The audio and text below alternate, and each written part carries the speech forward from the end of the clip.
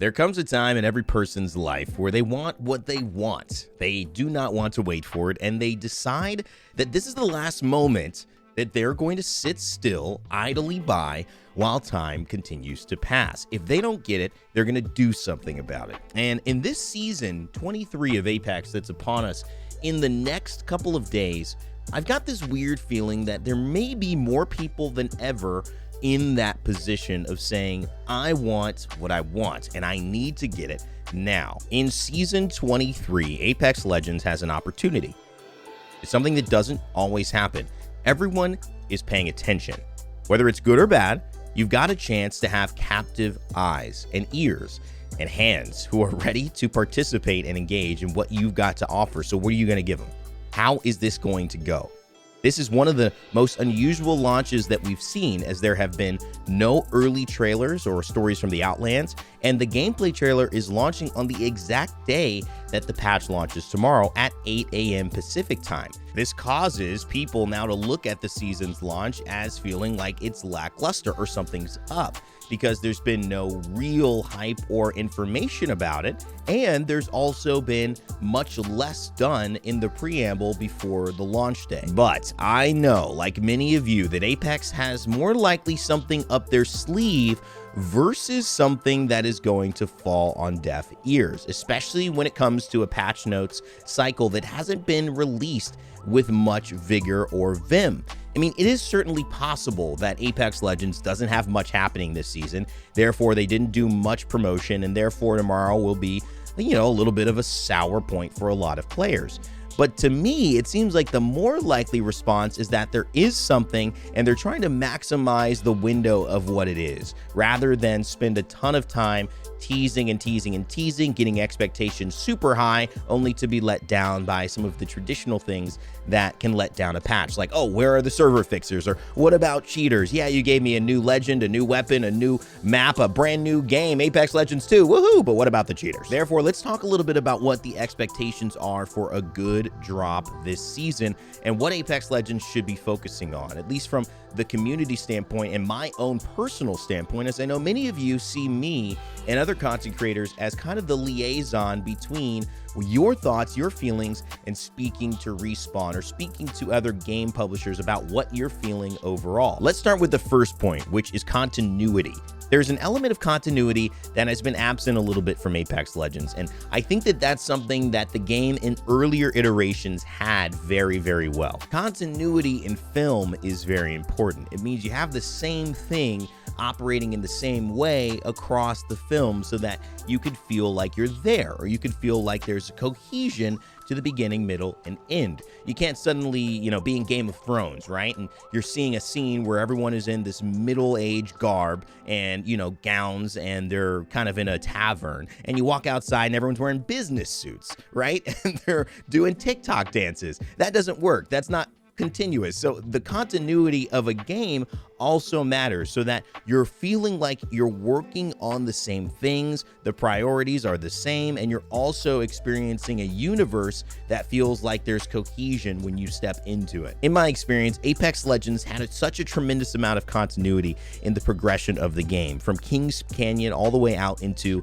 World's Edge a few seasons later, to the upgrades of these new characters coming in and seeing how they impact the battlefield, to now a lot of the direction of the game is interesting because you don't necessarily have a strong straight line to follow. Now, this is the difficult part of game development that many game studios are experiencing for the very first time. Keeping a game alive for 5, 7, 10 years, how do you keep moving on a track without diverting tracks and then having other people say, hey, where are we? I do not know this side of town. I want to get back to where I'm used to in Apex Legends terms. And I think that's happened just a little bit. I mean, it's going to happen with a longer game. So you've got game developers changing, starting their own studios, getting fired, leaving, and then of course new ones taking their place, wanting to put their mark on the game, saying these are the changes I would have made if I were in development earlier on and in that position. And thus you're now kind of getting a new track. So for Apex Legends and players, it's important to remember that the continuity of the early part of the game has certainly shifted. We've got things like health bars, we've got double Mozambiques, we've got plenty of new balance changes, and to me, the idea of enjoying Apex is no longer the Apex of first season through the 5th season. It's now this new road that this new team is taking us on, which is quite enjoyable, but it is not going to be the same as what we have been on. So the continuity is something we've got to kind of let go of, because let's be honest, if Apex Legends is going to live for 5, 10, 15, 20 years, we're going to have to be changing, guys. We're going to have to make a ton of changes, probably way more drastic changes than we've made right now. And so the only way to survive is to adapt. So not getting a Stories of the Outlands trailer 5 days before the launch, not getting a gameplay trailer 2 days before the launch, not having all these things the way that we've expected them to be in Apex Legends. To me, it feels like, well, maybe this is just an experiment. Maybe this is to say, hey, what if we just cut those? How will the launch go if we don't have those? Is that more efficient for the long run? It might be. But then here's the other problem. Let's say you get rid of all the continuity. It adds to our number 2 conversation, which is community input. Now, I've been a part of games that have had a lot of community input. Smite and Paladins both had a design strategy that they were going to develop alongside the players. This is a risky strategy. It's a beneficial strategy in one way, where you get absolute information about what the player experience is, and you almost don't need to design the game. You basically just listen to the players and you do what they want, and you kind of have a few things that are surprises that you're working on, like, oh, here's something you didn't know, but you focus on putting out gods, you focus on putting out characters, you focus on putting out cards or items or item balances, and then if there's any big issue that the community is bringing up, that's what the focus becomes. With a smaller team, it's easy to pivot and do that and be listening all the time, but it also can be very toxic, because at the end of the day, we don't necessarily know what we want. That's the truth of gaming. You may think you know exactly what you want as a gamer, but you know, if you did know what you wanted, and if I knew what I wanted, then solos would be in this game permanently, but it's not. And the reason is something that I discovered just long before you guys, which is seeing the data on solos and duos and trios and quads in a battle royale. It was abysmal, the amount of retention that solo gave players, and the entire queue would eventually not only not play more often that day, but they would log in less that week, and they were more likely to never log in again. Solos is not the experience you think it is across the platform. And if you are the one person winning the solo, that means 19 other people are losing and having a time that they do not want to have again. Now, while gamers are usually wrong about how to implement changes, they're usually right about how they feel. And this can be a very big sign that developers need to listen to gamers more and find a way to cross that narrow and straight line into a change that impacts the game positively for the core of players, but also for the community members that are speaking out on an issue. We don't want to give up retention and have players leaving for solos just because people cry it, and ultimately the whole game would suffer.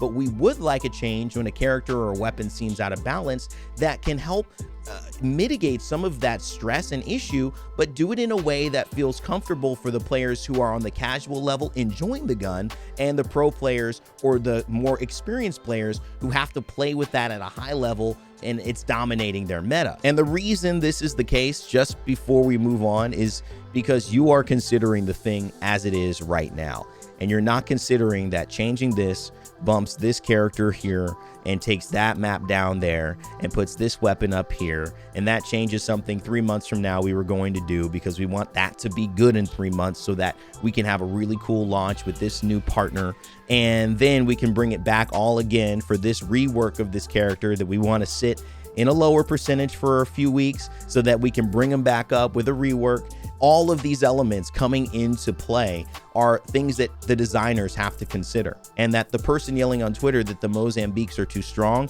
will not think about and shouldn't think about. So with that, both sides need to have a caveat in the way that they communicate and in the way that they listen. But where does that leave the fun and the newness, the adventure in gaming? Where does that leave you when you're kind of like, now, all right, let's just talk about whether this gun should be stronger, or whether this character should be weaker, or whether we should play this map in competitive? Where does that leave us? That leaves us with hype. Where's the conversation here on hype? Because we need to have a conversation about it, because that's what drives a lot of gaming, okay? Let's be real. Whenever there is a dope showcase, a PlayStation, an Xbox, a Nintendo, a Summer Games Fest, whatever it is, IGN, we look at these showcases and we go, yo, I cannot wait to play that. That's hype. That's gaming. But in Apex, it's difficult to have that every single season. Imagine you've got a significant other and you have to take them on a date for Valentine's Day. And every Valentine's Day, you need to step up the date 22 times. So you got, your first date was fine, but then date 10? Oh, now you're already, you've done fine dining restaurant, right? You've already done flowers and chocolate.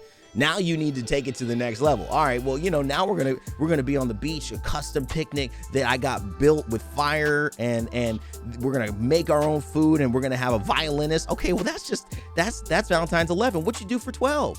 Take them on a yacht? What did you do for 13? You go skydiving? What's 14? Cave swimming? What's 15?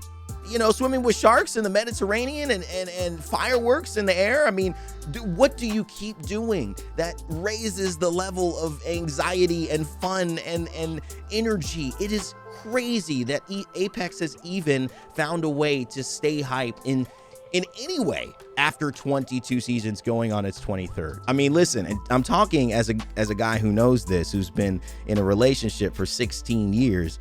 The 17th Valentine's Day is impossible. You can't keep raising the level. You could raise it a couple times, but you can't keep raising the level every year. It's just not sustainable. So you go sentimental, you go quality. And this is what in Apex Legends, in my eyes, has to kind of transition into doing. This is not necessarily the game that's going to get 3 to 5 year-round insane hype beats just from launches. But what I think it can do is have more consistent quality, entertaining beats for the general community, and it could have 1, 2, maybe 3 major beats on launches, with maps, with characters, with weapons, and really go all out for those moments, so that each year they know, we just have to really overperform 2, 3 different beats, and that will keep the hype coming, while the rest of the community most of the time is still going to play and just wants some communication, some